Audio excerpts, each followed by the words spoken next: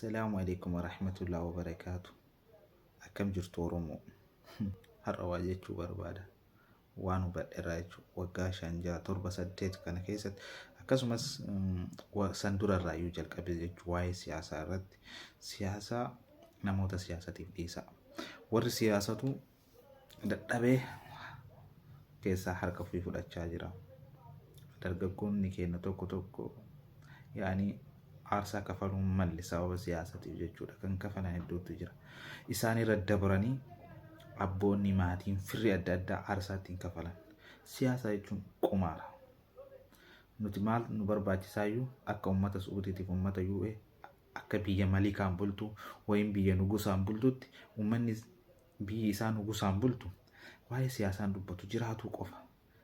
Yoo didde mootummaan akkamsi godha akka taa'ee danda'a fa'aa si godha. Kanaafuu siyaasarraa fagaadha.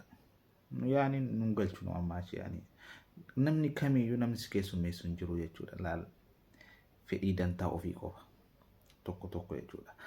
Kanumarraa isin waan amma dabreerraa ilaa waan dabreerraa hubachuu dandeessan obboleeyyan hedduutti hidhamnee qaamaa miidhamee gama diinagdeetiin itti caccabdee namni garuu si hubatu takka hin jiru jechuudha.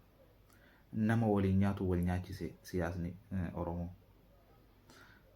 Kanaafuu dargaggoonni osoo gara diinagdee keessanitti qofatti xiyyeeffatanii baay'ee gaariidha. Akkasii isiniin jedha biyya garuu wani nu hawwinu nagaa gurri nagaa nu hawwe.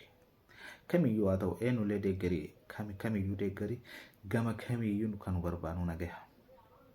Biyya nagaa dubbattee እና akkasii inshallah rabbi khayrii haa godhu rabbi nagaa haa buusu kan nu geessan akkasumas ijoolleen UAE keessa jirtan eessallee deemuu hoo barbaadan tasgoo jamtan nu dubbisa duwwaa 564 akkasumas kaargoo biyya erguu barbaadan heloo jira. Assalamu alaikum warahmatullahi wabarakatuh.